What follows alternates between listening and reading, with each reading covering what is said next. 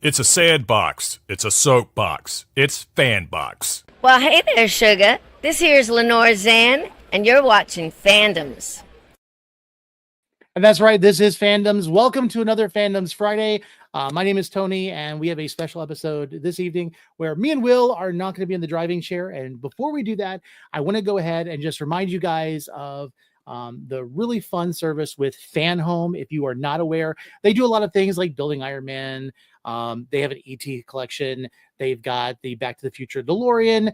But most importantly right now, if you are a fan of comics or want to get into comics and you don't know where to start with the Caped Crusader, I promise you, going into the Legend of Batman collection is where you want to start on Fan Home. And they bring you different comics every single month.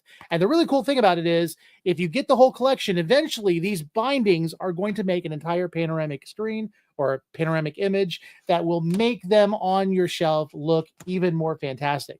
Plus, if you have never really gotten into some of the mainstay stories, like let's say The Killing Joke or The Long Halloween or let's say Tales of the Demon or the War of Jokes and Riddles or the Court of Owls or even the City of Owls, which I didn't even know was a thing, you're going to want to check this out. And they're curated by Fan Home. They are fantastically designed with these hard covers, beautiful images inside, of course, because DC Comics does that. And you can stop your subscription at any time, but with the fact that you are going to eventually make some really great image on your shelf, why would you stop?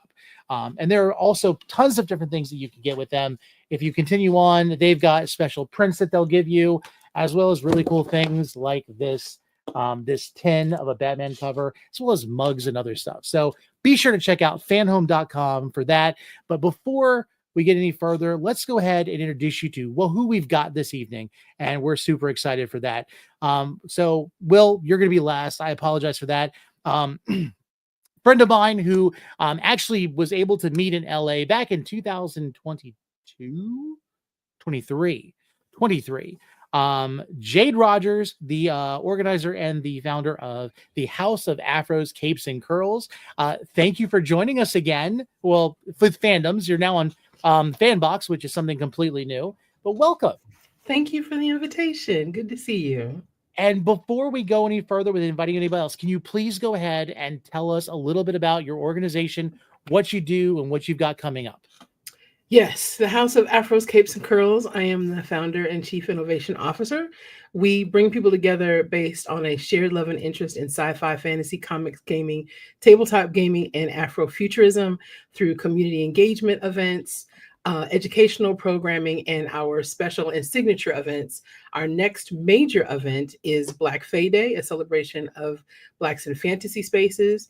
And that is on May 10th. And then our Juneteenth Steampunk Tea Party is June 6th and 7th. And this is all in Omaha, Nebraska. And I have seen it.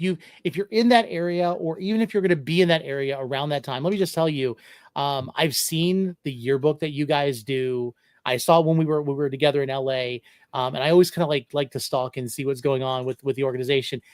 Really, so much fun. It's been exciting. Tell them a little bit about. Can you tell them a little about the yearbook and what you do? So the Juneteenth Steampunk Tea Party is our celebration of Black Victorian excellence. And as a part of the event, portraiture is a major core of the event because during the turn of the century, for Black people in America, taking photographs was a way that they were able to change the narrative of how they were seen. So in honor and celebration of those people that created and then kept going the Juneteenth celebration, we take pictures. So people are encouraged to come in steampunk, Western wear, or Victorian clothing. And it is held in an old Victorian castle. There are lots of activities. There's a string quartet, an Afro-punk band. There's food, there's sweets, there's absolutely tea. And then every person gets their portrait taken. And then we put together a book of the occasion for each Juneteenth Steampunk Tea Party. That's awesome. I love it. Yeah, and since we've known each other since 2023, when we got invited to Good Morning America, and then we were able to go to the Guardians premiere, which I still look at those pictures. In fact, it's usually my wallpaper on my phone every so often. But it's amazing. It's amazing to see. Looking back on it, it's like I remember meeting you for the first time. We were outside the hotel. You were wearing your Storm shirt, and I was just like, this is my competition, because they told us we were going to be competing in a trivia contest. Right. But I never was thought like, I'm going to lose. I had been feeding my son like questions for a good long while, trying to get him ready for it, and of course being completely surprised afterward. Yes. But never thought I'd come out with a friend, and just so glad you could be here. So thank you for joining. And then along with that, we've got another good friend who I actually got to meet last year at C2E2 in Chicago, and I absolutely the person who held my hand through Game of Thrones, and it got me inspired into reading the books. Dragon Lady JJ, go ahead and introduce yourself. Hi, it's so good to be back. Good to see you, and a little reunion here from last year. It's so great. Yeah, my name is JJ. My handle is Lady Dragon JJ on TikTok and Twitter. I don't use Instagram or anything else anymore. So that's where majority of my content comes from. I don't have anything cool to announce like Jay does. I'm sorry. I'm just an annoying nerd that yaps about fandoms in public spaces. So I'm really happy to be here, and especially like this topic. So I'm really excited. And it was really lovely to meet you last year. That was so great. That was highlight of my day. Highlight of that whole event, meeting people. It was so funny because my wife couldn't come, and I told her, I said, if I see JJ, I'm gonna have to ask if I can give her a hug. And I don't even think I had a chance to. You just kind of went for me. So I did. I got excited. I'm sorry. I was totally excited because it's like you don't realize the found friends you have on the internet, and it's like it's really found family at this point. Because it's funny because I was sitting waiting for the show to start, and a good friend that I've mutuals with on TikTok actually met her through Will, which by the way, sorry Will, let's bring you on so you don't feel and we're gonna make this right. If this is what we're doing tonight, that's better. So a mutual friend through Will, Miranda Ragland, actually messaged me and said that she had gotten me one of those Captain America sippy cups from the Disney parks. So I'm really excited. So again, found family. That's just how it is. I don't mean to take anything from such a joyous thing, but where's mine? Just saying.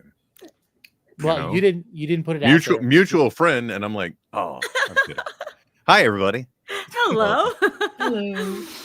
So tonight we're kind of like letting go of the reins. Will and I know how to talk and wax eloquent, and tonight is an opportunity for us to kind of just recognize International Women's Month. Unfortunately, it's near the end of the month, but at the same time, it's something good to be aware of. It's something worth celebrating. It's something that we desperately need, I think, in this day and time. Just kind of with the way the climate is of things.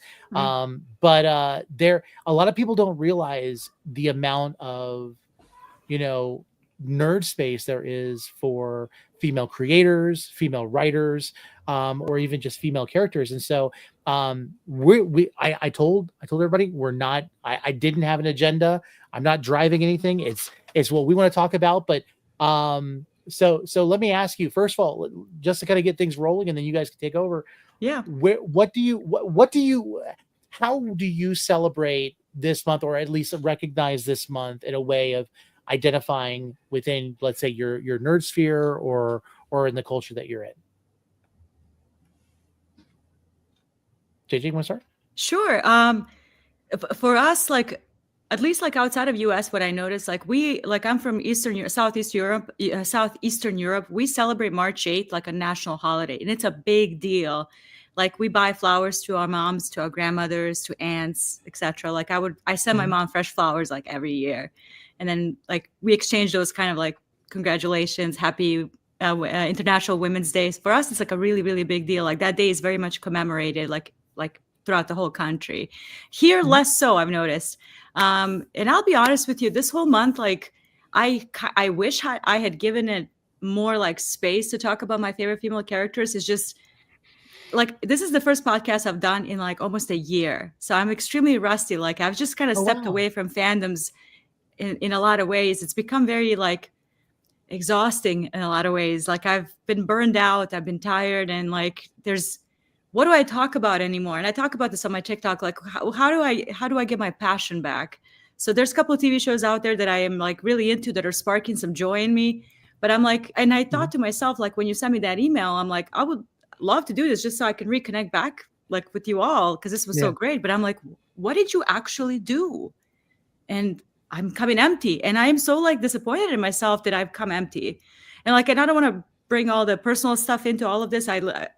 That's completely separate. But like, I need to like reevaluate like how I've spent this month, not like talking about stories that are women centric, that are femme centric, as much as I would have done in the past.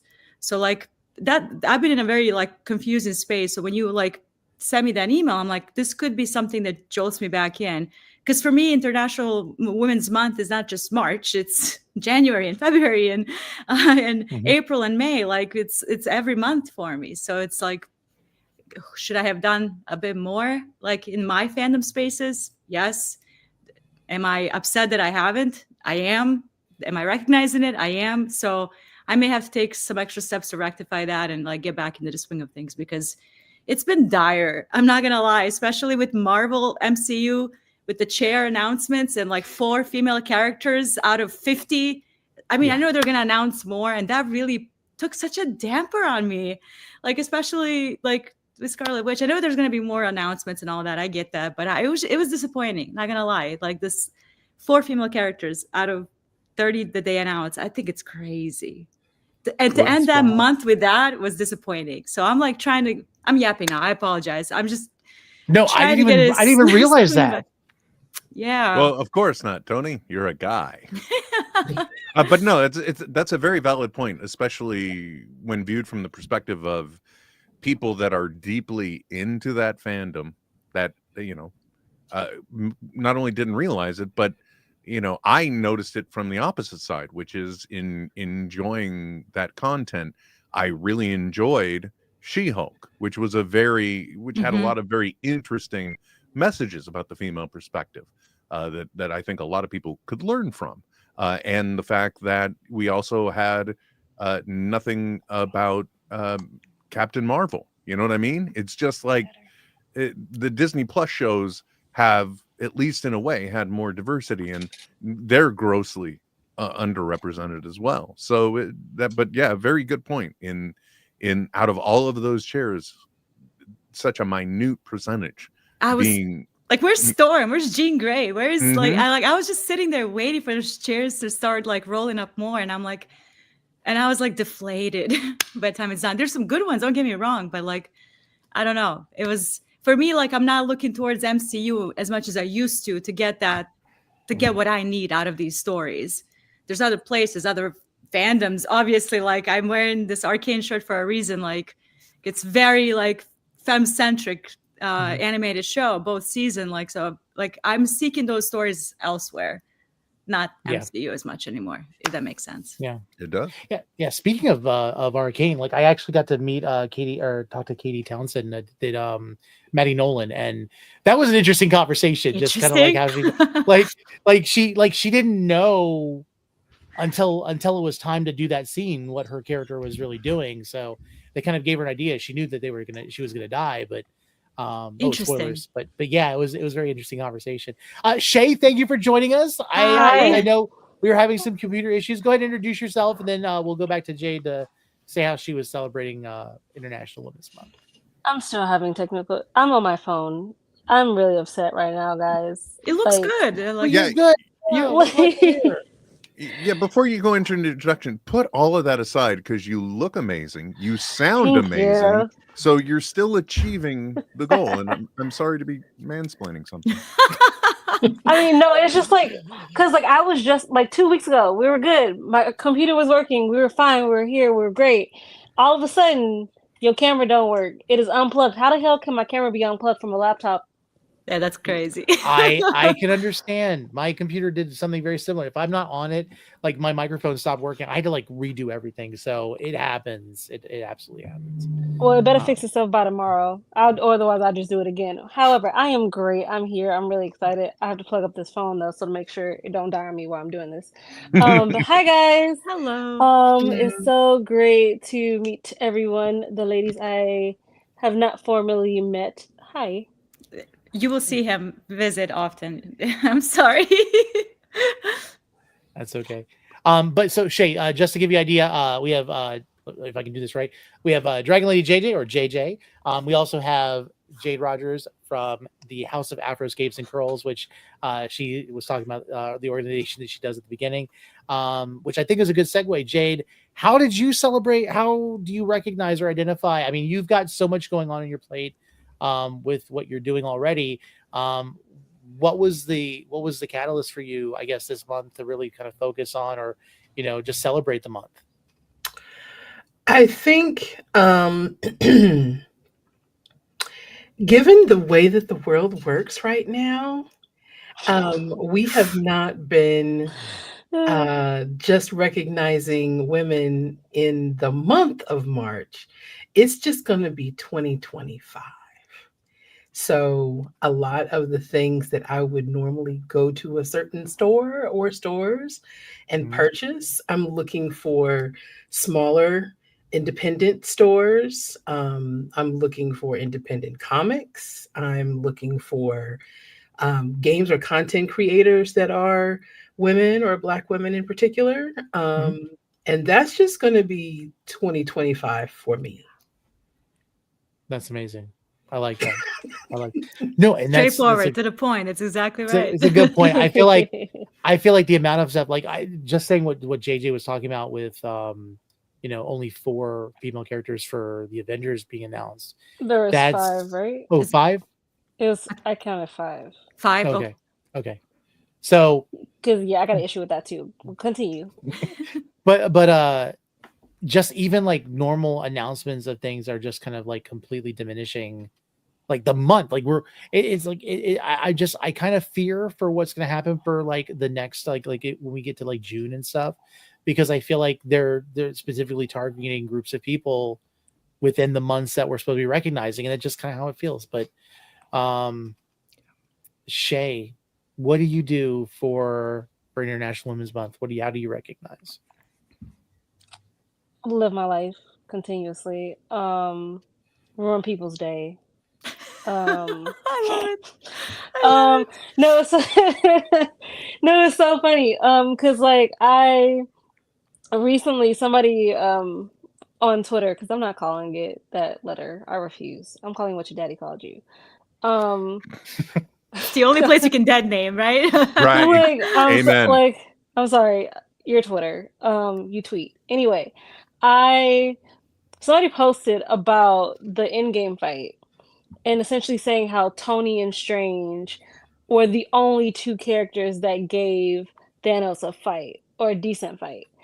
And so I made a video about it because I'm just like, no, we're not gonna play that. We're not gonna play that game. And I'm like, if this is ruining for you, cool. But we're gonna acknowledge this, because what do you mean?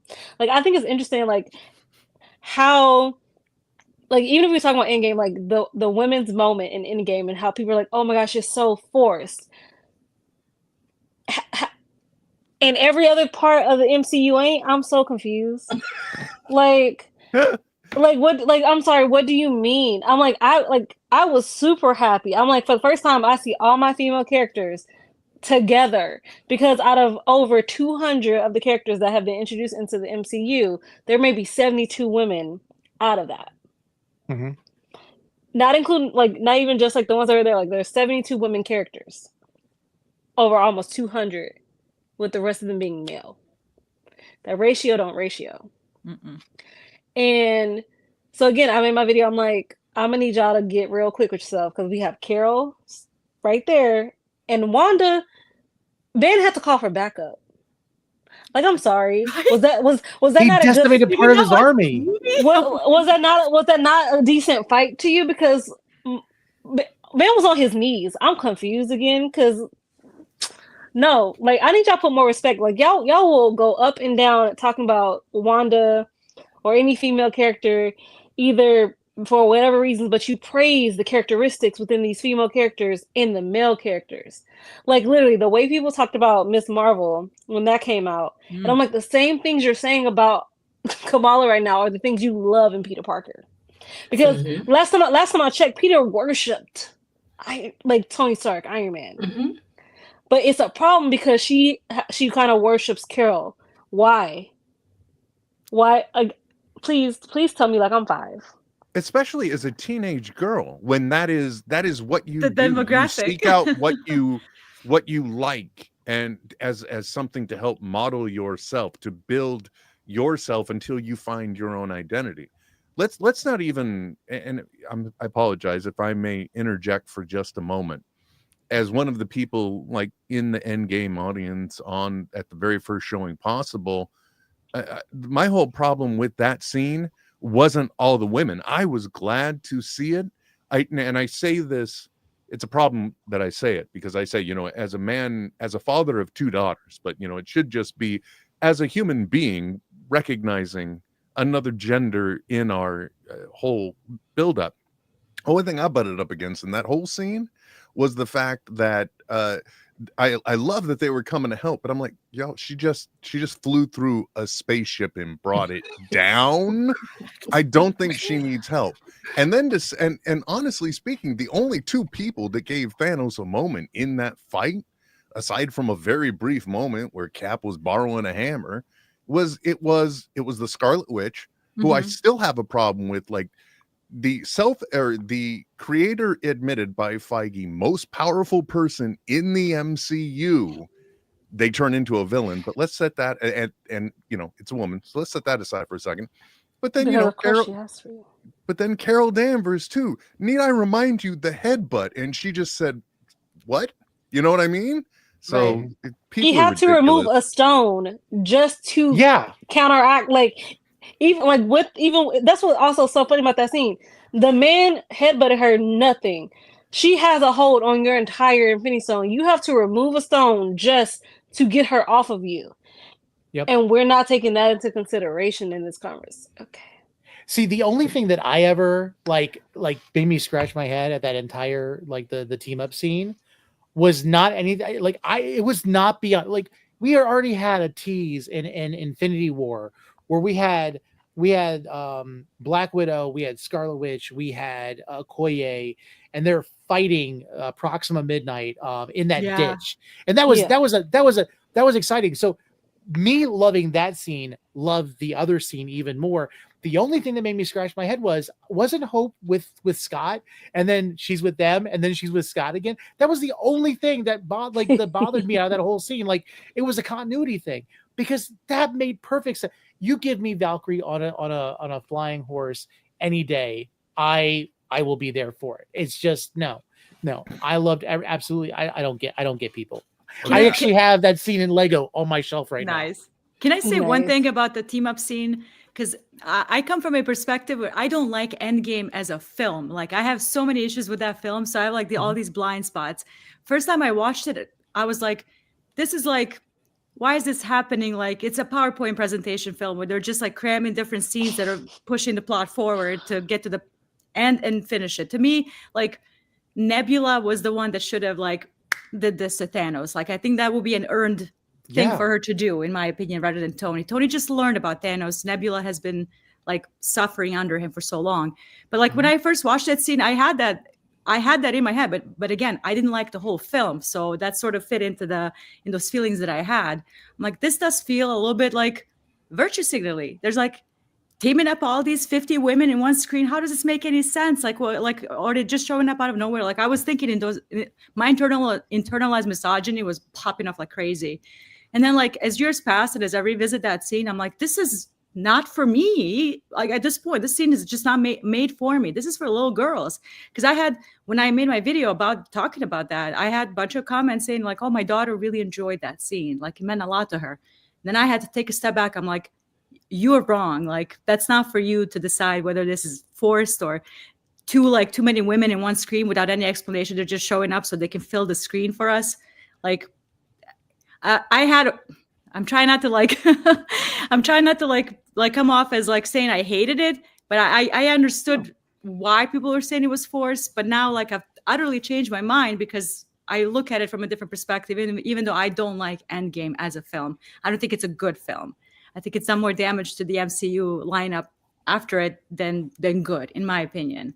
So, but you're totally right. Like that, everything people are saying about like the who's overpowered, who's not against Thanos, people were watching it with closed eyes. With Carol Danvers being there and Wanda, like, let's be real, like they could have beaten Thanos like this had he not had like support from his people and from Stones too. So, yeah.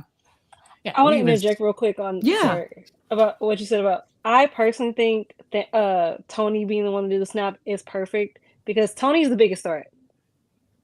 Tony is the biggest threat. He will, and always will be the biggest threat. Half everybody's villains and trauma is because of Tony.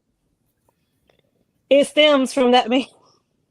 Now, whether I still agree you should have did it at that moment, it is what it is. But let's not act like Tony wasn't the biggest threat. Mm-hmm. He was. But continue, sir. What's funny, you changed my mind. So in the original Infinity Gauntlet story, there is a point where Nebula does get the gauntlet from Thanos, and she ends up becoming a threat herself. And Thanos has to end up team up with the Avengers to stop her. That's amazing. Yeah, so it's one of those things where, and it's because she's basically like she's like, if I remember correctly, it's been a while since I've read it, but she's basically mindless, and she's basically like the focal point of his torture and his ire, and he basically just uses her at his will to, just for entertainment. And when he's not paying attention, he basically becomes god level, and she gets the gauntlet from his body while he's in this transcendent state, and then she does the exact same thing, and it's like, oh no, I need to team up with the Avengers and stop her now. So. No, I just saw such a soft spot for her. Like, I love that character. She's a top 10 of all like MCU characters so far for me. Like, I personally feel like she has the best character development through the MCU. She does a great arc. It's just like, even like, I think that's what I really enjoyed most about Endgame is we really start with her and we see her growth. Like, yeah, Tony, some people can hate Tony, that's fine.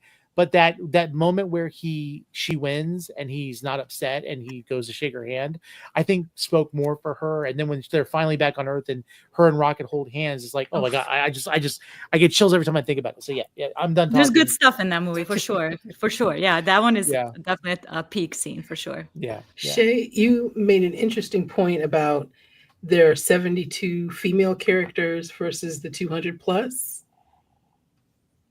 Like out of the 200 plus male characters within the MCU, about 72, 73 of them are women. I would be curious how much screen time those 72 actually have compared to male characters. Off the bat, I'm gonna say 1%. Probably, like, I was gonna say 0.5, but it's not even just. I think it's interesting, like, because the I'm gonna use quote because people don't know how to use the terms correctly. The DEI, the woke, no, I'm sorry, they don't. They need to pay me reparations for using it incorrectly at this point. I'm sick of it. Like, if you can't use it correctly, stop using it. Right. But since you are, I'm gonna bring it to your level real quick. DEI, woke, whatever.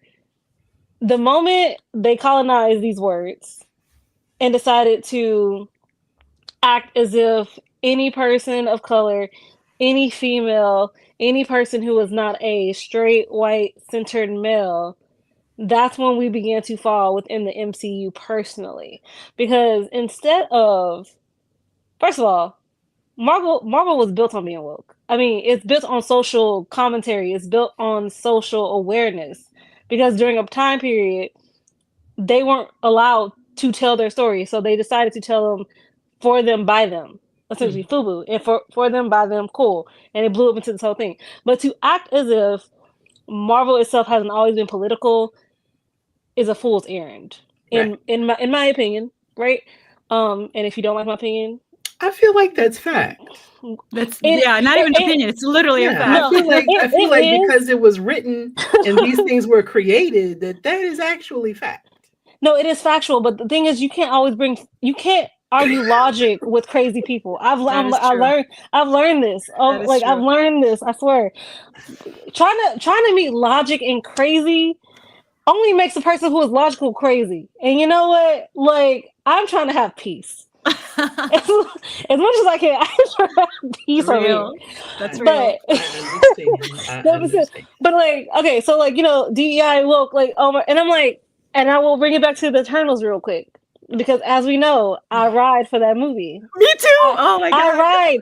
Yes. I will ride to the depths of the deepest part of the core of this earth to share my love of this movie because it was a good movie. And what gets me about the conversation is people say, "Oh, how are we supposed to connect with these characters?" First of all, it's a movie. You connected with the characters from only seeing one movie with one set of characters all the time. You can do it. Second of all, if you don't read comic books and you're just coming into the MCU, you will figure out a way to connect with them. I didn't know anything about Iron Man when I first started my journey into the MCU. Didn't know who Iron Man was. I only went Most for of Robert. America didn't know who Iron Man Didn't was. even know. And it's the rewriting of history when we talk about phase 1 and 2. I'm like, so we were visionists now. That's what we're doing. We were like, you gotta tell me which I was there. I remember all the way they were going. Okay, y'all were dragging phase 1 and phase 2 as if it was like the most. Why did they do this? Especially Thor 2, the Iron Man 3. They were going to the hills, dragging these movies. But all of a sudden, it's nothing will ever compete with phase 1 as we enter phase 4 and go into phase 5. Revisionist history. Absolutely right. So that's okay. We're doing that. Go ahead. No, I was just going to say, one of the points that I often bring up is the fact that just because of the elements that when you hear the way McFeely and the other guy talk and the Russo brothers talk, I mean, really, they kind of got lucky assembling everything together the way they did for Infinity War and Endgame. They probably through reshoots and everything else. Luckily, they fell into something that somewhat plays out, but realistically speaking, everybody in today that's talking about how, oh well, I don't see how it all connects and this and that. I'm like, you want to go back and watch the original ones? Because guys, there's not a whole lot other than the fact, oh look, there's the space stone again. Oh look, here's this stone. Other than the fact that they refer to them as stones, that's the loosest bit of connection. Like the only one that really tied anything together was Guardians, the original one, in kind of mapping out where we're going now. But there was no grand plan, but also just to comment as an unfortunately cis white male about the whole DEI initiative. Not only are people crazy and appropriating the terms, but they also don't even realize what was at its heart and what it included. And now they're in the FAFO section of life when they're suddenly realizing, oh, well, why does my wife not have a job anymore? Right. Right. And then granted, this what gets me about what's happening in the state of the world, right? Because everyone wants to tell, specifically my color, her color people, they want to tell us that we need to leave the past in the past. And the problem is we are fine with leaving the past in the past. The problem is y'all can't. Right. That's why we're here. That's why we're still here and dealing with this. Y'all can't leave the past in the past. That is the problem. Because if you could, we wouldn't be trying to go back to the 50s and the 40s and 20s and 30s. I have heard over and over again through my childhood, if you forget the past, you are bound to repeat it. And what are we seeing? What was the first thing that happened? There was this argument against critical race theory. And then all of a sudden, what are we now seeing happen? I mean, we're now back to the point of banning books and let's face it, like I have been trying to, I haven't found the time.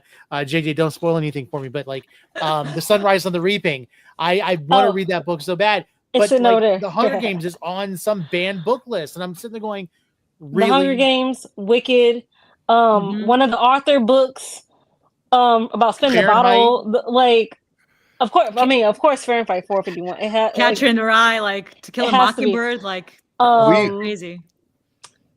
I A just child called It should also be on that list, but that's for a different reason. Okay, that's because a hard that's book. Oh my god. Why I would don't you? want. Why is that a middle school reading? That's a question. Sorry to cut you off, but why was No, that? Why was that a part of my reading in middle school? What did I do to you? Oh my god. I got nothing. Continue, I sir. just No, remember, but no, I what remember I being was- in. I was just saying. I just remember being in ninth grade. We read of Mouse and Men, and we were just so excited that we got to curse like out loud in class. Like you just because we have to read the book. You're telling us to read the book. But going back real quick before I let Will not be interrupted anymore. I was looking up. According to CBR, there was an article that came out. The first 10 years of the MCU, they're saying that roughly the female characters take up about 10% of the screen time. So we're looking at where characters like, of course, the Avengers, Guardians of the Galaxy with Spider-Man and Nick Fury, the male characters racked up a little over 29 hours of screen time in the MCU for the first decade, while major female characters like Black Widow, Scarlet Witch, Wasp, Gamora, even Nebula and other characters accounted for a measly 4.5 hours. That sounds about Again, right. Yeah, I mean, I feel like that could there's probably a little bit more accuracy there, but that's probably as close as you can get without literally having to take a ticker and just kind of going. So, yeah. You're saying, Will? Well, I don't mean to make fandoms political, and I'm sorry to say these things, but not sorry to say these things. But fandoms are political. Even you just said I wasn't going to be interrupted. Look at him go. Well, I'm look at him go. Did I suddenly switch genders? Anyway, I could turn you off, man. But no, what I want to say, you already do. Hilarious. But realistically speaking, look, the biggest problem is, especially about the greatness of America. We are barely 100 years out of suffrage and women having the ability to vote. And need I remind anyone? Yes. Sorry, because white women. Let's be which is white women. Which is my next point.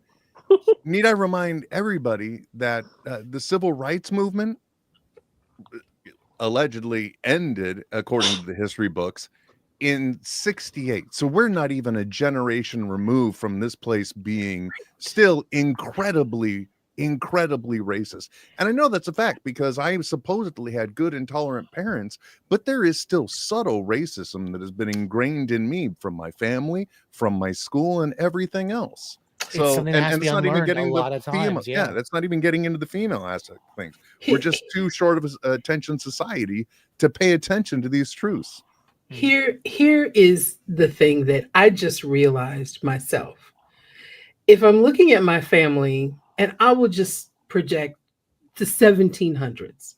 If my family has been in this country since the 1700s, I think it goes back to the 16, but I'm still working on that. Since the 1700s, I am the first generation to have full civil rights in this country. Wow. I was born in 1972. Mm-hmm. Perspective, holy moly. Yeah. Well, I mean, and for perspective as America, and mind you, I can tie this into fandoms because I have been deeply engrossed by, of all things, History Channel's Food That Built America series. And that's good. And you learn a lot of things. Good. I mean, you learn a lot of bad things, but you learn a lot of things. And at the moment where they're talking about how what is the term for when we became industrialized? It doesn't matter. Revolutionary? Industrialization? The Industrial Revolution. That came about after the Civil War, which, that was around what I think it ended 1885-ish, somewhere in there. Anyway, the whole point is we are just a little over, when you look at the grand perspective, 100 years from the Civil War, which we all know what was the base argument there for that whole discourse happening. So, and then I did the math and I'm like, that means we are barely 2 generations out from like the children of the Civil War. And it's just like, the history is revisionist. Everything's trash. I really hate the history of my country, but I am an American. Let me say this. Okay, so talking about my background, I former youth pastor, grew up in a very conservative Christian home.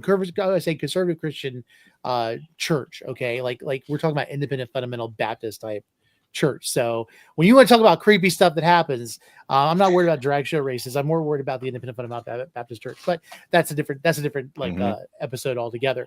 I remember being taught in government class and everything else, and this is what, when you go to a private school, this is kind of what they were saying. The Civil War was not about slavery. The Civil War was about states' rights, and the only reason why the president signed the Emancipation Proclamation was because the British ships were coming to support the Confederacy, and by making a declaration against slavery, they stopped that support, which was what won the Union the war. That's what's being taught in a lot of cases. Like the same kind of crap we're dealing with now. Yeah, but the question is, whose states' rights? And like, states' rights to do what? Mm-hmm. Exactly. That's I think it's funny because, like, we, at least I'm pretty sure me, her, and our communities have had the same conversation. There are two types of history in this country. Mm-hmm. There's at least. I mean, there could be more, but there's two different histories that are taught. There's the one where white history, and then there's the real history. Mm-hmm. Like, that's real. There's white history, and then there's the truth. But again, and somebody, it's so funny because somebody came to my comment section essentially to say, let the past be the past, and try to bring in the Germans in World War II. And I was like, you want to know the interesting thing about the Germans though, right? Mm-hmm. The Germans take accountability for their shit. Yeah. The Germans are not afraid to teach what happened in their schools. The Germans paid reparations and continue to pay reparations. They also we're not the same. They're very strict over there. Yeah, like, they also outlaw and ban language and gestures and all sorts of other things. Yeah. So no, we are not the same. Yeah. So you can't bring up the Germans in this conversation because you want to know why they take accountability and America refuses to. Yeah. So before we started, I talked about German. So I took German. Me too. Oh, really? Yeah. It's so cool. I took German throughout high school. So that was, I mean, I was in AP German. That's how long I took it. Wow, that's awesome. And every year in our German textbooks, there's a whole section about the Holocaust. So if you don't get it in history class, you're going to get it in that German class. And they spend time talking about it. They spend time talking about what happened, then what happened after that, and how it is seen and perceived today. So yeah, I got no problems with what they do in their education because they talk about it. Right. Yeah. It was interesting. I remember going back and watching a video. You know, a lot of Germans did not realize what the Nazi Party was doing in their country and to their country. A lot of them were complicit. And right after the war, many of them were taken to the concentration camps to see, and you'll see video of them being jovial and happy going in, and you can see them just crying and being completely destroyed, walking out, realizing what their complicit behavior allowed to happen in their own country. So yeah, it's sad and scary, but you know, it's one of those things where, again, we need to learn these lessons. We should not be hiding from, you know, slavery and the civil rights movement and looking at what happened during the Holocaust, because those are lessons to be taught so that we can be better people. And I think that was what was supposed to make America great. We could learn from our mistakes, and we could take those steps better. And unfortunately, those are steps back right now. So speaking of that, Zone of Interest came out last year. I highly recommend that film. It's very good. Like living next to a concentration camp, like in like just existing next to it. Oh, I'm sorry. I was just adding on to. Oh no, you're good. I was just gonna say, I think to Tony's point is the fact that what actually would make America great again if they actually learned how to accept people's humanity if they're not white, because that's the bigger issue. Because like when it comes, like Germany learned what they did in Germany, they learned from what Americans were doing to African Americans.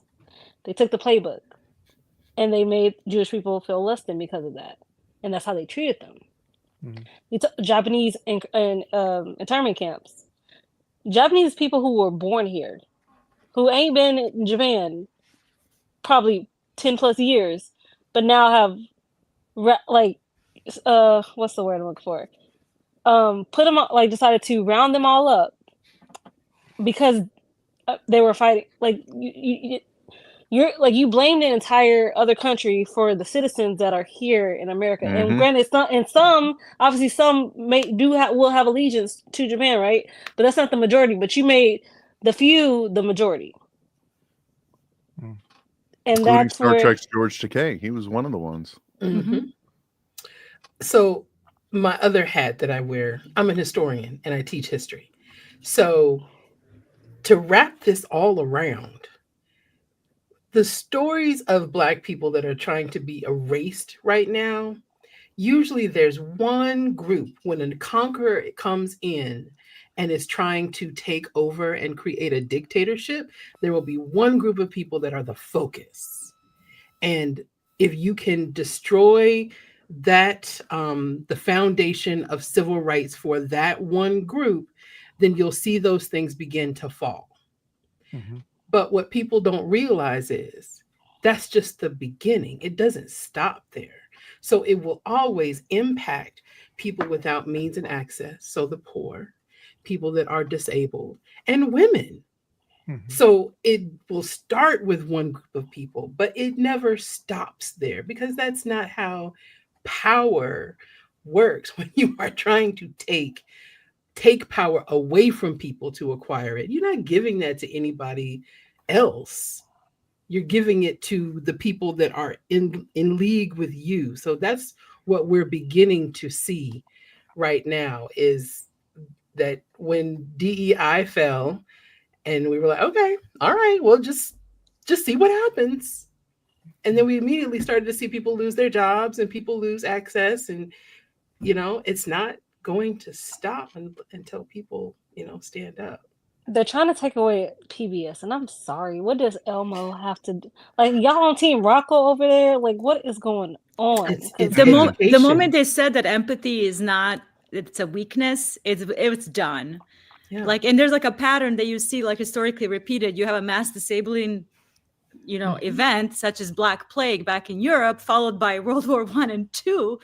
Now you had mass disabling event 5 years ago. So it's literally by the book. Eugenics, going after trans people first, the weakest of the groups, and it's just sort of how much can I get away with it? And eugenics being the start of it, and then going after trans people, trans athletes are being such focus right now because they're easy target for them. So they're just testing the water, how much they're going to get away with. And also trying to put into law that if you're married and you took your married name, you're not legally going to be able to be allowed to vote. First of all, that's actually a pretext for the immigration. But it felt the women that take their husband's surname are affected by them going after immigrants. It's always an effect of one group going after the other. Yeah. And the thing is, they're doing the protests and everything, and then people are like, "Oh yeah, remember the protest is this day," and everybody Black is like, "We the 90%, the 78%, we're just like, y'all got this," because you see how peaceful it is. Because somehow the only people that incite violence is only when a brown or Black person somehow has to be in the vicinity. Why? Brain chemistry, I don't know, but you see how peaceful everything is. But the moment I feel if we show up, martial law is going to be put into place, and I'm like, we're good. The ancestors will let us know when it's time, because you know what, I'm the ancestors told me to sit myself down, and you know what, they right, because again, this was not our lesson to learn. Granted, he stole it. It's cool. We know he stole it because there's no way in God's earth that we're living in right now that you took every swing state. I don't believe that one bit. I'm sorry. Because how you vote blue everywhere, but okay, go ahead. No, I know it's problematic looking the way I do, bringing up this counter argument, but I will only say that you're giving I hate to say you're giving him too much credit. He said it. He's admitted it. I'm not giving him credit. I'm claiming the credit he gave himself. Even he is a bit clueless then, because realistically speaking, unfortunately, this is all the result of America's deep-rooted misogyny. That's where it really stems from, because there were not enough people that came out, and the majority won't step up and admit they just weren't comfortable voting for a woman and a woman of color. That's realistically what it was. It's the same problem with 2016. I'm gonna start getting myself into trouble here if I go even more political. But hey, remember how I was talking about the food that made America? Do you realize that one of the women that founded one of the largest food companies in America couldn't vote in this country at that time? That's crazy. Well, yeah, I mean, not surprising. I mean, what year is that actually? It was in the early 1900s. It was after CB Post had unfortunately unalived himself, and his daughter, I think Marjorie Post, man, I've really watched this show too much.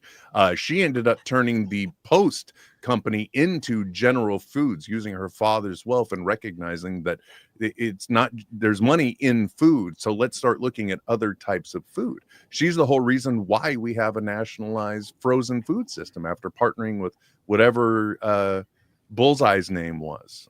Seriously, but at that time couldn't vote and was constantly talked down, more than likely, by the board of the directors of the company she ran and built successfully. I mean, of course, because then I think it's funny. Like, everyone says that women are the emotional race, but all wars are created because of men's emotions, and that sums up everything. But I'm gonna pause on the. I'm gonna say one thing about the election, then we can go back to the MCU and everything like that. But I will say, no, because I think it's interesting. I've been seeing videos. Everybody's like, "Oh, where's Kamala? Where is she at?" First of all, where was his energy in 2016? I ain't never heard nobody say, "Where's Hillary?" Y'all weren't saying that then. Why you? And then two, y'all didn't want her for the job. So let me ask you a question: if you get fired from a job, you still expect the person to show up. Why would they show up? You fired me. There's like literally no reason for me to be here. I can't be your salvation and your condemnation at the same time. That's not literally how that works. And I'm just going to say this, for people who are saying that, they're obviously not even looking. It's kind of like me saying, like, "Oh, where's the TV? Where's the screen? I don't even see." Like, you can't do that. If you're like, if you go, like, I have seen her be so supportive to young women and to people who are voting for her, being like, "It's not over. We can still," like, seeing this. I mean, you see, like, and it's like people like you have said, like Bernie Sanders and Ocasio-Cortez going out and doing these rallies and stuff. You have like these people that are supporting and are trying to encourage people, saying it's not over. We can still fight. We can still do this. Yeah. If you're wondering where she's at, you're obviously not looking, because if you do a quick search, you can see she's been active, and she's, she didn't go after the governorship for California, because I think she's going to run for 2029. 28, which is actually her right. She actually has the right to do that. For those who don't know, she can, and she should be given her full year, because what she accomplished in 3 months is something none ever of a presidential candidate has ever done in 3 months. And the other one was campaigning for 4 years. Yeah, and besides, at the point when we were doing 2028, I'm pretty sure he's going to have one foot in the grave, and somebody's going to be behind him. Somebody just do it. It's like, I'll pay your bail. I mean, why you added take Musk and take JD Vance too, just in case? Like, I mean, why stop at one? Go ahead. I mean, bringing it back to International Women's Month. I mean, what is more feminist than wanting to kill men? I'm sorry. Yes, no, but realistically, we're in this situation, in my opinion, because of male ego. You know what I mean? Because originally Biden said, "Hey, one and done, y'all," and then when he got closer to the line, he said, "Nah, man, I'm the president." And instead, like, it should have been in 2026 midterms, he just should have said, he should have reaffirmed, "You know what? Yep, one and done. Let's bring somebody else up." And now he's taking photo ops. He's looking healthier than ever. Like, you Oh, when I get I my mean, hands personally- on that old cook. Oh my god. This is how Personally- bad the country is that we're all talking about this when we should be focusing on lifting up women, because we're just like every day is just I mean, we're so technically, we damn- are lifting up women. Technically, yes. Yeah. Listen, they're- we see, are. That's where I'm the just- I'm conversation's just- going. They're in control. So I'm yeah. just saying, Because- technically, we are. Because if we don't, first of all, it's cathartic to be able to talk to other women and men about these issues and these situations. So that's one. This is all about wellness and being able to speak your mind and have your own voice. And also, if we don't speak up, we won't have a voice. So I think Well it's said. still relevant. And listen, even though this is like a fandom show, one of the things that It's FanBox is focused on, we have this idea. It's a sandbox, it's a soapbox, and if there can't be that opportunity to speak your mind, listen, people can disagree and they can have, but that's where the discourse has to happen, and voices being heard and speaking what you think and what you feel and speaking your truth so that others can understand. That's until we get to a point where we stop demonizing everybody. And I say that like there are people that deserve to be demonized. I get that. Like demons, like they're just bad people. Bring But the at the guillotine. same time, but like just by saying, oh, you think this way, obviously you're part of the problem. No, let's have the discourse. Let's talk it through and explain what's going on. It's not happening. And I think that's the worst part of the whole thing is we're seeing in a day and time where there are people that are dismissing the truth because it doesn't follow their agenda. And we just have to, just allow the conversation to happen. And the funny thing is like when people demonize people of color for one reason or the other, it's just like, well, why can't you be this way or why can't you be that way? I don't have that luxury. Y'all don't understand how much of a privilege it is to walk through this life with white skin unless you're not white. And and people are always just like, well, how do you know so much about this? I'm like, because the people who are oppressed know so much more about their oppressor than the oppressor think they do. Mhm. Because we have no choice. We have to learn. We have to adapt. We ain't forgot anything.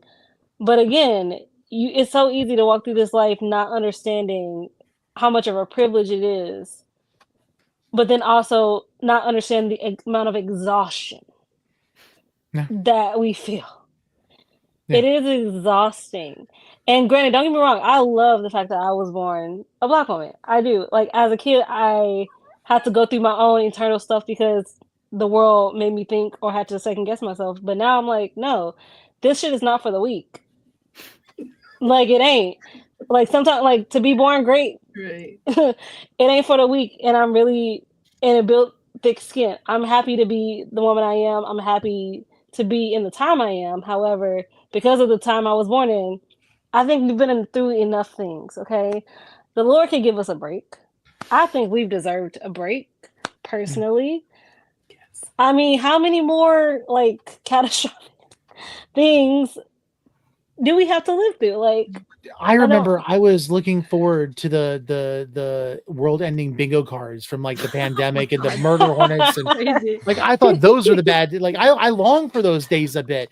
My last name's Abdullah. I'm half Lebanese. I am a very white passing male, and I never had an issue with any type of prejudice until people started hearing my last name. I went under my mom's Irish maiden name for a very long time because of that. And so when I became a teenager and someone heard the name Abdullah, I remember the first time someone said, "You need an American name." And I'm like, "Well, you do too." Like, right? Don't tell me your crazy. name. Don't tell me your name is Potter or Fowler or anything. Yeah, you're an Eastern European. That was a role that your family probably had at some point, with what you were doing. And so and then I remember right after 9/11, the amount, I promise you, there are TSA agents out there that probably owe me dinner because of the amount of searching that they did at me. I can't even equate that as a sliver of what a person who is a person of color presenting goes through, let alone being that as well as being a woman. And so to understand that is just to be, for people not to be willing to listen, it's a problem. It's a big problem. Intersectionality is yeah. I don't remember, and again, the guys are talking too much. I don't remember when I came to this realization. I don't remember who it was that said what it was that woke me up, right? But like realistically speaking, anytime I have been pulled over in my car, I was not afraid, I was inconvenienced. Anytime I have walked down the street and I have seen other men walking down the street, I have never been afraid. I've never even considered them. So, there are a lot of things that a lot of people really need to be a lot more open-minded about. But unfortunately, we just got a nation of idiots. Yeah. And that's what it is. For people of color, like one of the things that I also realize is like, oh, well, what's your nationality? And I'm like, oh, I'm English, Irish, Polish, and German. And instantly I have an identity to regions because of that. Mm-hmm. But because of all of the activities that help build America, what type of identity are you able to build when your history was picked up and moved here and that's it now? You don't know anything else, right? Mm-hmm. So like, where's the sense of identity come from? And then to have to try and have a sense of identity in a country that I don't even know what the percentage is, but it sure seems like there's a shit ton of people that hate you just because of the way you look. Mm-hmm. It's just like, man, do we have to be this dumb? Yes. So that was Instantly. insane. That was insane. That was like so like seamless because I was just like, I'm surprised with the y'all didn't delays, it was harmonize perfect. too. Right. Damn. So earlier today, and it's like, I would love to sit here and talk to you all about my obsession with my Sims right now. I would love to, but this is where we are in the world. I was meeting some friends for some drinks after work, doing a bunch of things today. And I sat outside of the bar that we were supposed to go to. I live in Omaha, Nebraska. Yes, there are Black people. cool. There are. Okay, so she already knew. Go ahead, continue. Right. There are Black people. Because like not a lot. Because my sister, funny enough, my sister for a stint was in Nebraska, and she told me this, and I was just asked her that. Yes, I know. Yes, I know. I think we're like 12% of the population, and it is a significant sized city. But anyway, I was sitting outside the bar in my car, and I saw all of the people on the patio, and it was kind of full. And I just kept looking, and it was like, I'm not getting out of my car. I don't think I have it in me today. I just don't think I have that kind of energy. And my friend, she got out of her car and she came up to my car, and I was like, she said, what? And I was like, I don't see any other Black people in there. It's looking real white. She said, you don't have it? I was like, I don't have it. I don't have it today. You never know what you're going to encounter. You never know who's going to say what. You have to be so careful about what you do say, because you don't want to have to explain yourself or anything. So I went somewhere else because it was just too much. And that is something that happens more often than not, that you have to sit in your car and think, where am I going? Who's going to be there? What are the possible encounters that I might have to deal with when I go in this establishment? And some days I have it and some days I don't. Yeah. But that's being Black in Omaha, Nebraska. That's crazy. Yeah.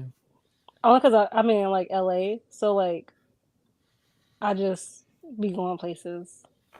Well, granted, I go to the same places. I'm a weird. I go to the library and like I go to the library, or I go to like a Disney club event because they play Disney music in the club. So I get to be in the club. That's awesome. I can get behind that. Like, no, That's it's awesome. like it's so much fun. It's like it's pure love. And I know people get on Disney adults because of whatever. I'm like, let me say something to you. I have adult money. I have no kids. I'm gonna do what makes me happy in life, because there are only three actual certainties that I have always known in my life that I have to literally do. I have to stay black, I have to pay taxes, and eventually then I will That- die. Out of anything outside of those three things, I only got one life until, even though I believe in like reincarnation, I got this one life. So at that point, what is me going to Disney, going to a club that has Disney music in it? How does that affect your life? Curious. You know what's funny that you bring that up? It's mostly like women that they attack for being very much into Disney spaces and like that they're obsessed, and I'm using that term very loosely, with Disney stuff. Like, but you don't see them going after like men that are like literally breaking TVs and chairs when their sports team loses and they get like insane over it. But a couple of tears because I saw the Magic Kingdom is branding me as a weirdo and as an social outcast. I don't see the energy matching. For me, I don't care. You're an adult. You can, if you're happy, do it. If nobody else is hurt, do it. Like, I don't know why they care so much. So I've never seen anybody snap just because Rise of the Resistance shut down for a few moments. Well, now you just put that to it. Now you just put that into a sphere, so it's going to happen. First of all. Second of all, I mean, it happens every damn day. No, but it's like even like in like dating in nerd spaces is like it's the same thing. Like if you're a guy and then you learn that your girl is interested in like insert nerd space here, and then here comes the Inquisition of like all the information you need to know. Are you? Like how instead of like you don't see me questioning you. Name 3 things of this. Let me test you. Like they're litmus testing you. It's always a test. Yeah. Like because you the gatekeeping, yeah. It's like I didn't ask you like what was your favorite episode? What was your favorite character? I mean, maybe I will get to that, but that's not the point. Like I don't like why are you testing me and my knowledge? Just like if somebody tried to come for me for Power Rangers. I'm gonna look at you like you crazy. I mean, I'm still gonna, but I'm also gonna answer. But again, I'm stupid and competitive, so I will answer the questions. I'm stupid and competitive. That's so great. I'm sorry. It's like, why can't we just be happy to talk about the things that we love with other people? Like, no, because like I gotta win at this point. Like, what do you mean? Like, like it's okay. So because like I was at the convention for Power Rangers, and these guys were arguing, and I inserted myself because I need to know what's going on. And they're asking a question, and just like, first of all, are we talking about the Japanese or are we talking about American? I need to know what level we're in. Because one, I'm not entering. And there's a Japanese version. I'm not entering that. You can have it Super Sentai. That I will let you have it because it's not gonna be my wheelhouse. But when we get to American, let's go. Yeah. Like ding ding ding, the bell has rung. I'm here for everything. But like you said, I think it's just always interesting how women are expected to prove that they can exist within that space. Guys are expected to exist within that space. Even when it comes to, as a lot of us are adults and a lot of us are in fandoms, it's okay for men to have the Lego sets and the figurines and the action figures, but somehow if a woman does it, she's infantilizing a childish cringy. Whim. Yeah, like it's cringy for a woman to do it, but it's expected for a guy in his adulthood to do it. 100%. Well, and I need to turn my background off real quick. Yeah, which is great, by the way. It's so good. Looks. Really you feel good. called out, Tony? In the interest of what shouldn't be a gender norm and breaking it, I rudely have to drop, but it's because my wife is wondering when I'm going to get in the kitchen and cook dinner. So I gotta go do that now. Yeah, but, you redeemed yourself there at the end. I was like, it's getting a little too hot for him in this kitchen. No, it's not. It's not at all. I'm more than happy to continue sitting in here while we all cook, but I do have to go do that. So I just want to apologize and also thank you guys for tolerating me the entire time. I appreciate it. Absolutely. Thanks for having us on your show too. Thank you. Oh, it's his show. Awesome, I just sit in and usually I just sit in. pain. You're just Ken. He's the Barbie. I get it. He's just Ken. I like He's that. just Ken. Yeah. No, I mean, speaking of Barbie, sorry. Go ahead. No, go ahead. No, I was thinking, I think it's funny because, like, just in general, Barbie, like, the fact that this man literally read a book about patriarchy, took it back to Barbie Land, and somehow immediately inserted patriarchy. Toxic, very toxic. Like that, and that's not to say like obviously Barbie Land was perfect because it had its issues, right? I mean, but a lot of things work better under a matriarchal standpoint than a patriarchal one. If we're talking the movie Barbie, I'm assuming that's what we're like. Yeah. To me, that film is so like basic feminism 101, but it's feminism for Definitely. babies.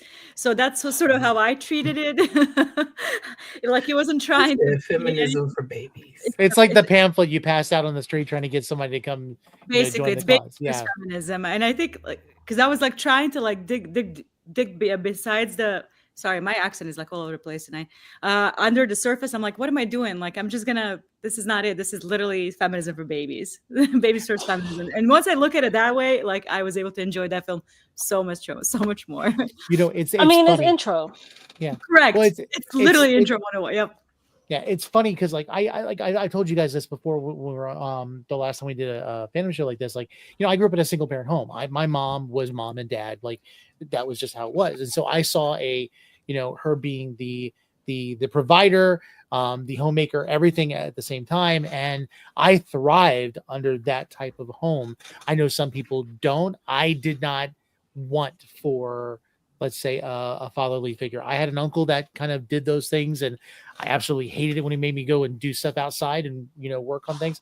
I liked being a latchkey kid, and I liked being, at home, and I loved my mom leading me. And so as I grew up and as I went out into the workforce, I found that I gravitated toward roles where I was under women leadership. And that's just, I thrived on that because, mind you, also there's that a bit of distrust with, with fathers and with men in general. Like you seek their approval, but then you don't trust them at all. And that's just kind of how it is, especially with a single child or a single son, I guess, in that sense.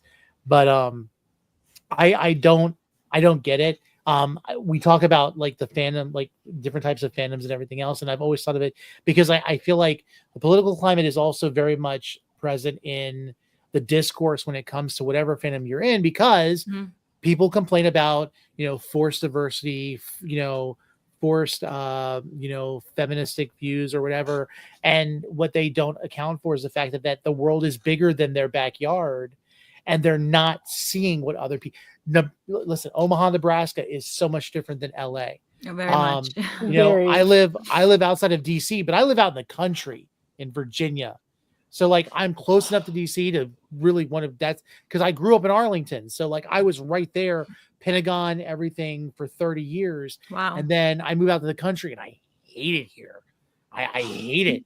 It's like the amount of Let's Go Brandon banners on like farmland and all the other stuff, and you're sitting there going, it's overwhelming, because it's like this group of people that I'm surrounded by don't understand that they're a small sliver of the rest of the world.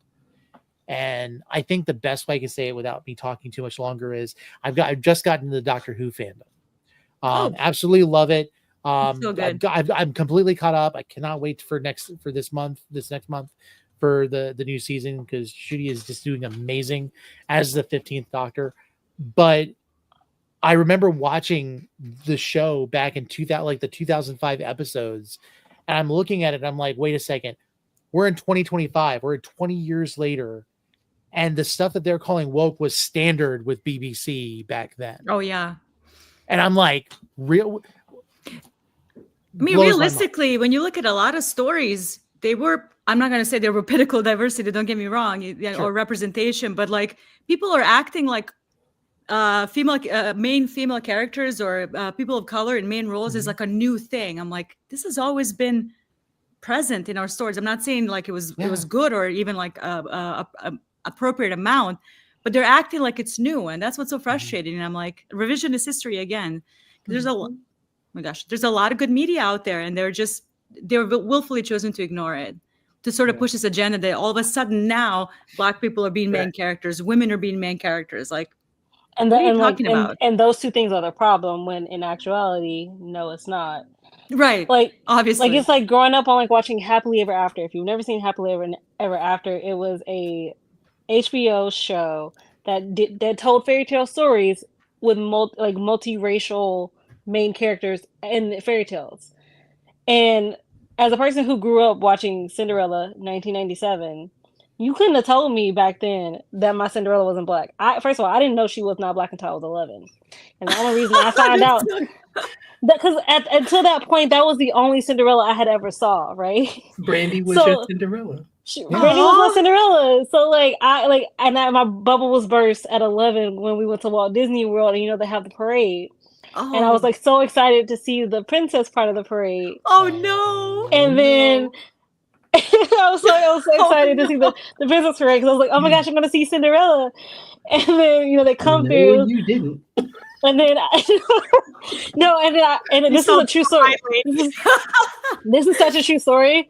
Like, I look up and I'm like, and I turn to my mom and I'm like, why is she white? Because I was so confused, right? Because I didn't know at that time there was any other Cinderella but Brandy. Yeah. So like, I mean, obviously she's cool, she's fine. I don't have an issue with her. She's great. Well, it's the same concept. It's the same concept so like with the Little interesting. Mermaid. With the Little Mermaid right now, there are little girls, little black girls that are super excited because they have a character that they could dress up with. And I remember seeing, like, I worked at Spirit Halloween this last season, and like they had the amount of little black girls that are buying that costume, super excited, was so exciting to see. And there are people like, well, this is not the way it's supposed to be. Listen, you have a cartoon. You It's have a an mermaid. award-winning that cartoon. talks. Right. What She's the a fuck are you mermaid. talking about? Go Sorry. watch that And sings. cartoon. And Go lives in the that Caribbean. direction. Right. Yeah. But so there's gonna be a lot of little black girls who are gonna like maybe when they go to Disney and see a red-haired white girl in a costume, like, wait, I thought Ariel was black. Same experience as you have with Cinderella. That's so. Like Well, no, if Halle Bailey is their first experience with the Little Mermaid, yeah. But I think for me it's so interesting because like when you grow up like watching Cinderella or watch the show like Happily Ever After, it makes you appreciate things more, right? So granted, we didn't get a black princess until 2009. That's right. Wow. So like, and as much I love Tiana Down, she's in my top 3, but she's not my favorite. And she wasn't really because she was a frog for 80% of the movie. Film. Yes. So for 80% of this movie, this is the only character you turn into a frog. The only princess that is an animal is the black one. Okay, cool. I still love her down. My favorite is Mulan. Yeah, Mulan is like peak. Mulan she was that girl. And probably the reason why I'm bi now, but that's a separate conversation. I love it. Separate conversation. But Hey, now win, watch out. Give her credit. Give her credit where it's due. But just to be like when people like force diversity or why are like the Scooby-Doo gang like it's like why Shaggy's gonna be black? I'm like, Shaggy smokes weed. Like I'm like just like characteristically wise. Okay. Well, the issue that I had with the Little Mermaid was, all of the vitriol around this isn't right. She's white with red hair, as if there are no stories from African people that are mythological stories with mermaids and fairies. And those things do exist. Mermaids are not just a white-centric mythology. Every group of people on this planet has their own mythology that they have grown up with. We may not know those stories because we don't teach those stories. Yeah.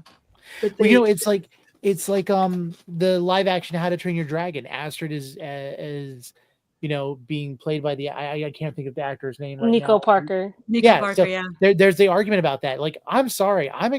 First of all, completely accurate. Were there Black Vikings? Yes, there were. Like, Don't tell them about it in my comment section. They don't How believe to you. Train Your Dragon. Right. Right. No, they don't care about that. That it's something because it's about okay, right. This what gets me though.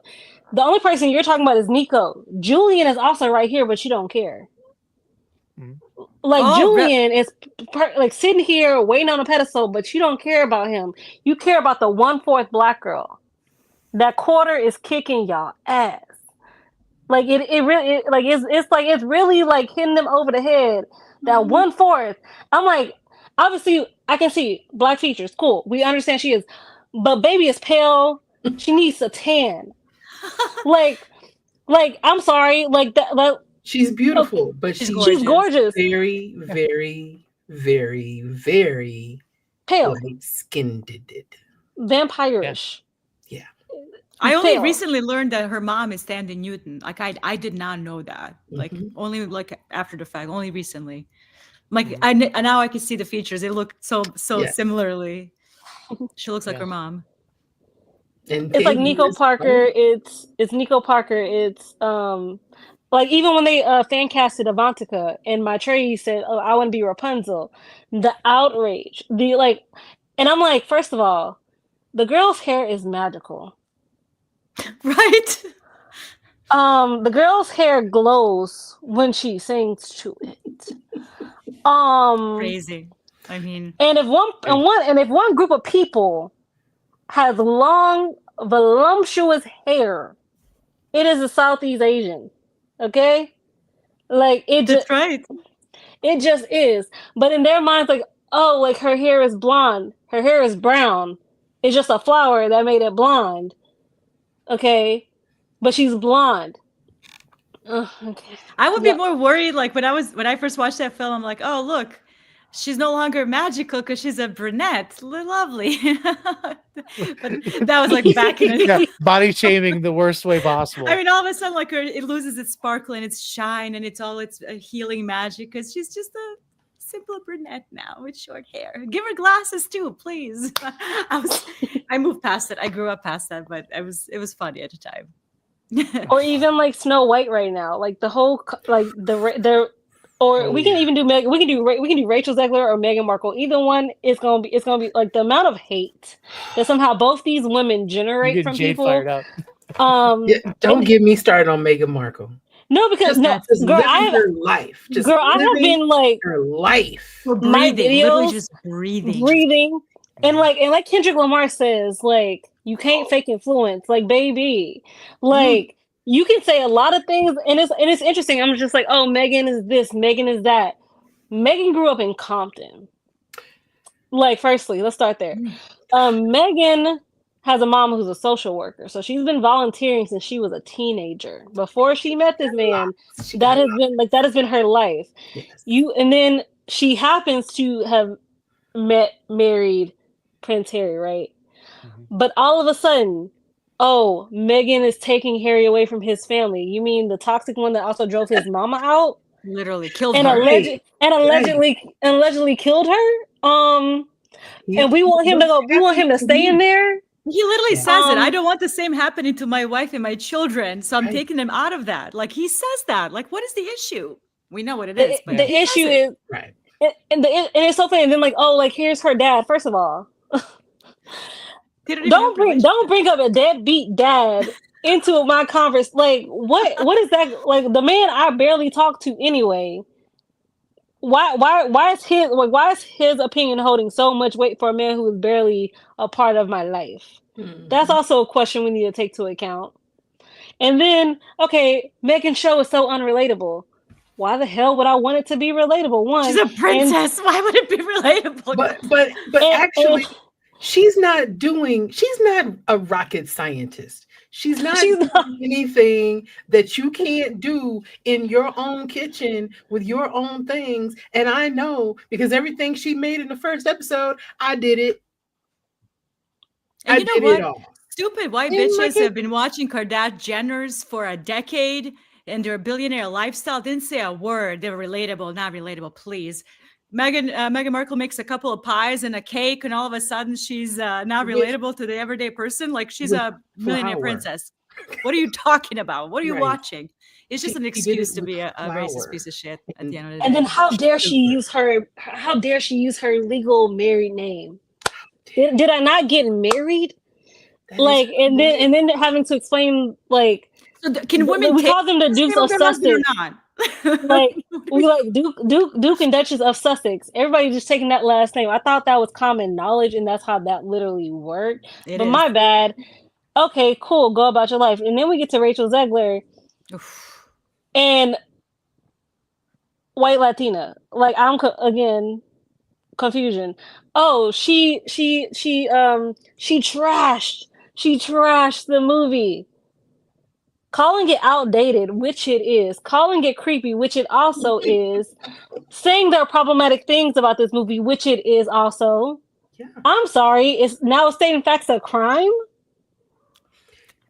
Literally from the beginning, little community No, had I'm an issue with those CGI generated. Oh my god, I'm so sorry. The little people have been saying like CGI dwarves are weird and creepy as hell from the beginning since this film was announced. And then I'd rather not get into the Gal Gadot of it all because I don't want to get, if I get canceled for that, I don't give a shit. BDS put this film on the boycott list. Nobody should be watching this fucking film. I'm sorry. That's just how I feel about it. So they're just using Rachel Zegler as a scapegoat. No, like every article lately has been all about how Rachel is the problem. Correct. And not how. I'm so. This is where you lost me, right? Because since when is Free Palestine worse than the IDF soldier? I'm sorry. How was me saying Free Palestine worse than a proud IDF soldier who is very emphatic, very proud, very emphatic with the way that she speaks and talks about the situation. And wanting basic human decency for all people is not terroristic in any sense. That's the way it's supposed to be. Remove all of that. But remove all of this. Literally every single thing we just have remove it. She's a bad actress. Can't sing, can't act, can't literally do anything. Every clip that I've seen is so cringy. It looks terrible. Like even just on that alone, this film should be obliterated out of box office success. Okay. And unfortunately, Rachel Zegler is in front of it. Okay, so let's just go back to the Gal Gadot of this because I'm gonna just be. Someone made a comment. It was basically what makes Gal Gadot talented beyond Wonder Woman. I'm like, if you really think about it, the big claim to fame with her, if you remember, is she was in the Fast and Furious franchise, and she used her butt to get the fingerprints off of a Brazilian. That's literally. Like, if you don't remember, like Fast Five. Oh, with the bathing suit thing. Yes. Oh my god.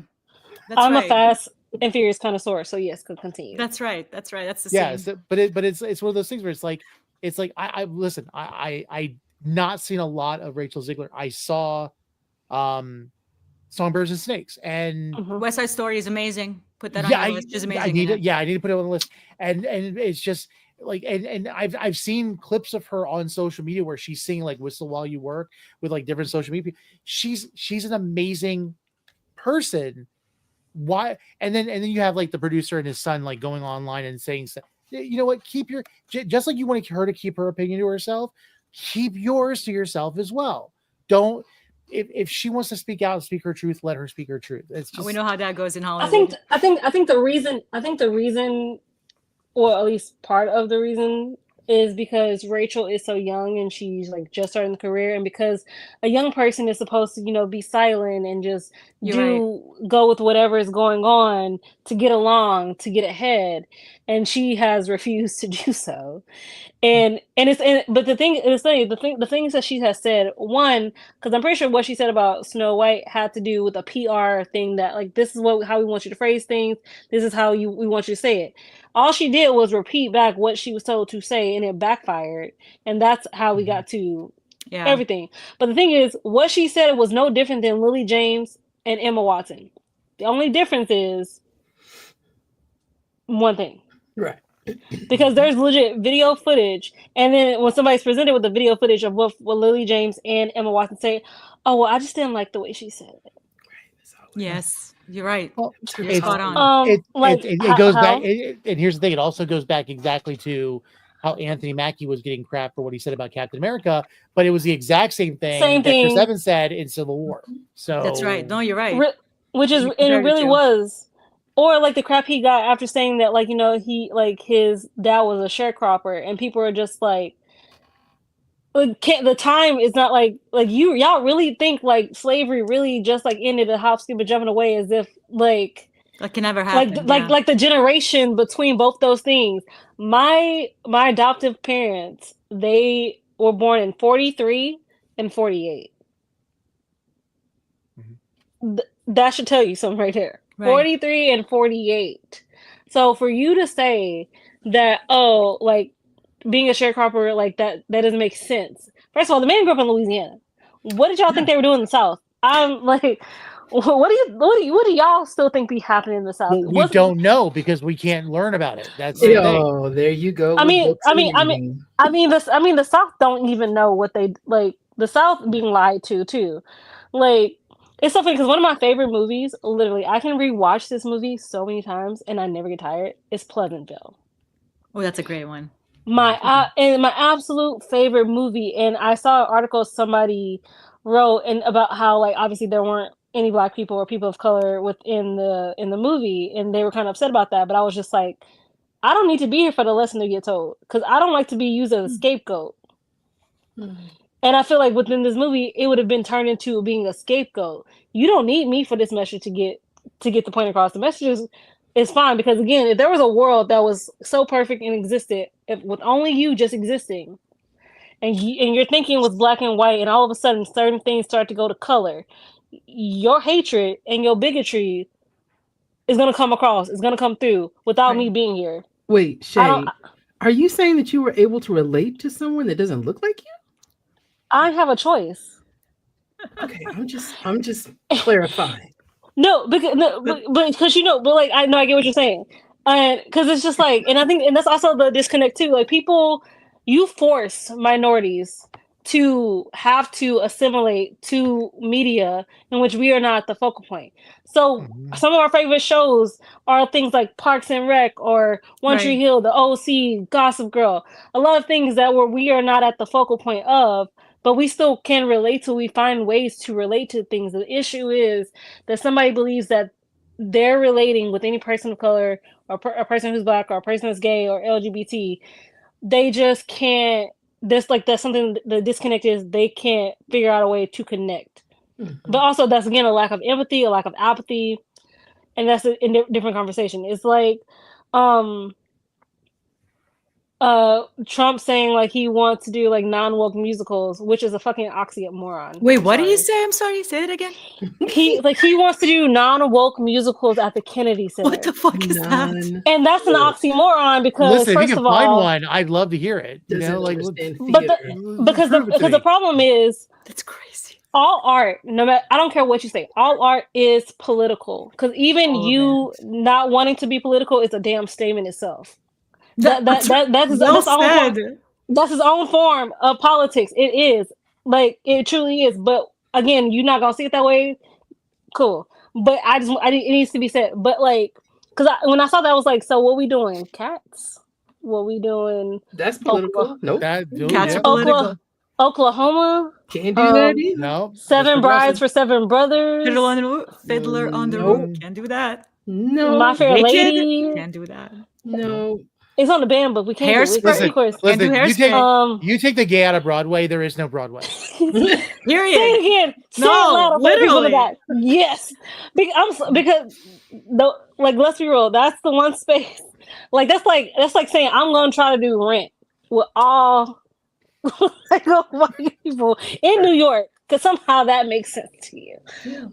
Which is also why, like, Lynn said, he's not doing Hamilton. Like, they're not gonna do Hamilton at the Kennedy Center when he took over. But also, granted, like, that actually, personally, Hamilton probably will be the funniest thing they ever did. Like, it would be the funniest thing. It's like even the Les Mis, when they performed Les Mis at the dinner, and they changed the lyrics a little bit. And I'm like, first of all, did y'all watch Les Mis? Do y'all know what Les Mis is? You're expecting these people to read book this thick. like Like, Or do we do movies. did we forget what Les Mis? Like, it's funny. I've never seen Les Mis, and I can tell you also what Les Mis is about.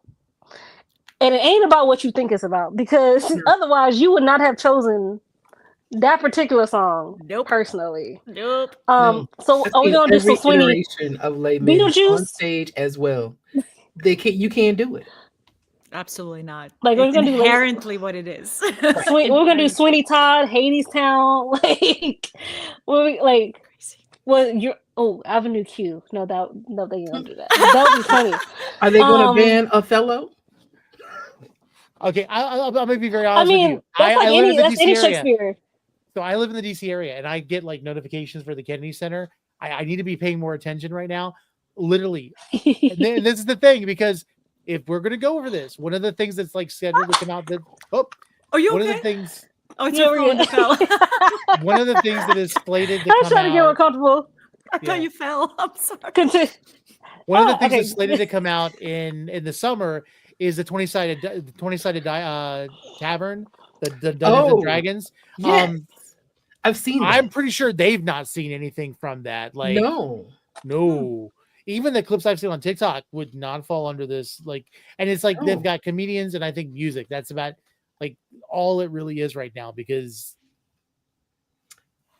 yeah, I've seen the 20-sided tavern. Yeah, I want to see it. They can't. I can see. do it. I can see.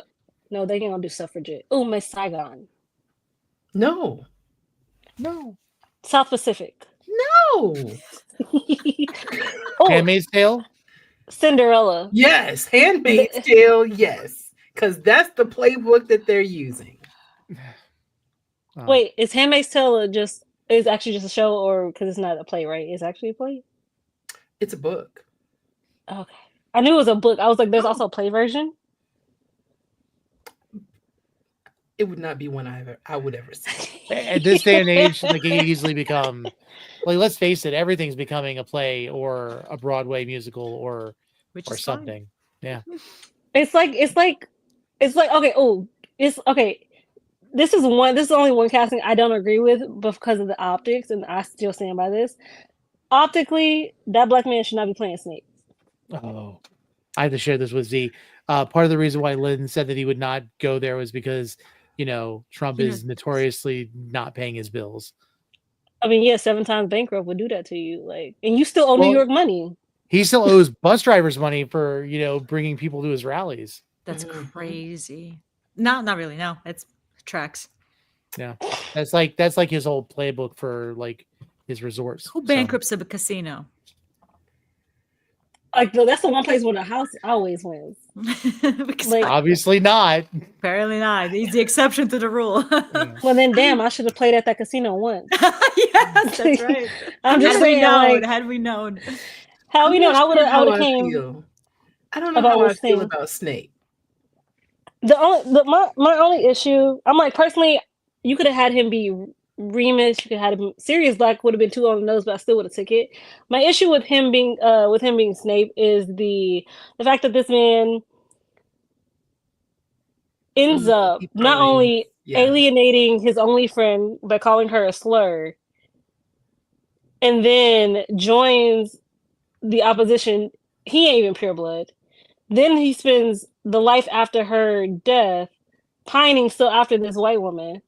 Because obviously Harry's still gonna be white. And then for you to play both sides of the coin, like, by the time I get to your death, I might not care because I'm pissed at you for being black and then just doing what you did at this point. From what we understand of Snape's story, I was already pissed at him anyway. But he got a little sympathy because I'm just like, okay, you were creepy a little bit and you got mad because you didn't know how to express your feelings. Cool. But you decided to join this stupid Republican Party. I'm using American terms.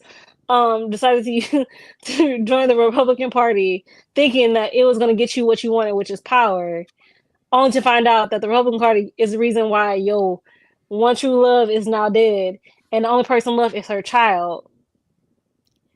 And now you gotta save and protect this child for 17 years while still looking in this child's eyes, knowing you part of the reason why his mama not here. Yeah, I can't. A Like blood supremacist incel, it optically can look bad. Like I've seen some videos, people like literally pulling the thread from the plot if Snape was the black man, and a lot of it around him, not just the character itself, kind of falls apart plot wise, story wise, and characters wise. So unless they plan on changing it, and it's just like unless personally, they're completely uprooting the story, that's the only way. Yeah, you could have made him Remus. You could have made. I would even took Pettigrew maybe, but like making him serious. Snape is just like it. In fact, and it's not just also because of how I feel about the plot, the story, the amount of the fandom hate. Though. Harry Potter fandom is racist as shit. This man is about to receive. It's gonna, and it's just like and if I do have to fight or defend this case, I'm like, honestly, I'm not defending the fact that he's playing Snape. I'm just defending it because he's black and y'all are stupid. I feel like that's why they selected him in the first place. Yeah. I always thought it was really weird when you've got books that you're adapting into film where people are upset about the race of a specific character. I mean, let's look at like Rings of Power, or even with the recent Percy Jackson like series, which like also go ahead. No, so which also don't make no sense because half the descriptions in the book are they might be like hair or eyes, but that's literally I took the words out of my mouth. It's nothing about actual physically features, right? But Snape is specifically described as being very pale, like an albino white, and very scrawny, like greasy black hair. Like I think I know what the turf was going after when she was trying to characterize him. But I mean, you're right. A lot of times it's hair and eyes.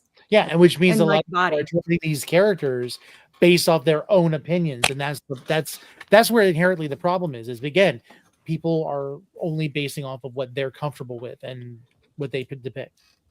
I mean, because when I read Harry Potter, I thought, I mean, granted, I saw the movie first before I got into the book, so I was a late bloomer. I didn't get into the books till like after Chamber of Secrets, the movie. But like when I read it, I was like, oh, I thought Hermione was black. I mean, obviously, and then they just casted a white girl. That's literally what I thought. I read her as black, and then when they do the tour version of Cursed Child, she's black, and I'm like, because like it makes a little bit more sense if Hermione has some color, because why else is she trying to free these elves? That makes more sense. It personally just makes more sense to me. Even though obviously she goes a lot overboard in the book, but it just makes more sense for even in the context of the story itself, without like changing the foundation of the story. With Snape, they would have to do a lot of like heavy lifting to make it work. A lot of and also I still don't understand why, like, if you're going to make a TV series, you could at least gave us like, I would have like took the series of it being the version with Lily and them. That would have been more interesting like a prequel, to watch. Like a prequel series of like how like Remus, James series, like their school time. Everything pre-Voldemort. Like I would have been interested that, and like how the creation of the Marauders map. That is more interesting than you recreating the movies for a TV series. Personally. I personally don't think should exist at all, but that's a whole different conversation. Oh no! I mean, I get it, but like, oh no, because I love the Harry Potter series. Yeah. Well, with the idea of another conversation, we are not going to be able to contain this all. This evening, this has been the longest in a while, which is fantastic. We've gone, I think, across the gamut. And this is what happens when you let some very, very creative and very intelligent ladies in control, and I love this. So I appreciate you all being with us. We're going to do this again soon because there's so much more we could talk about. And I think, like I said before, FanBox is all about being a soapbox, being a sandbox. We can have these opportunities, whether we do it again or we don't do it again.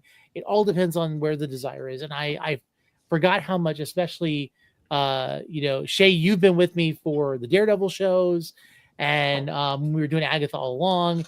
And then, Jade, with you and JJ being on Fandoms, like, before, I feel like we definitely have to do this again, and I Yeah. miss this conversation. Definitely. And so with that said, I want everybody, if you guys would go ahead and just tell us where we can find you. And then I'll do my shameless plug for It's Fanbox. But Shay, since you were the last to join in, I'll go ahead and let you start, and then we'll go up to Jade, and then to JJ. Hey guys, you can find me at A Spoonful of Shade across all social media platforms. And I have a podcast coming starting this summer, so keep an eye out for that. Exciting. Thank you. Let's see, afroscapescurls.com or the House of Afros, Capes, and Curls. You can search. We're in all of the social media things. We don't do hair. That's just a big thing. I love that. That's funny. That'd be great.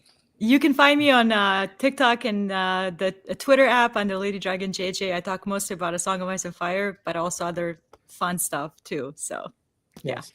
And JJ is solely responsible for getting me into actually watching Game of Thrones, even though it was late. I say this. I say this every time. When we got to the end of the show, I'll never forget. Like, she's like, "Do you really feel like this is how Daenerys was supposed to be?"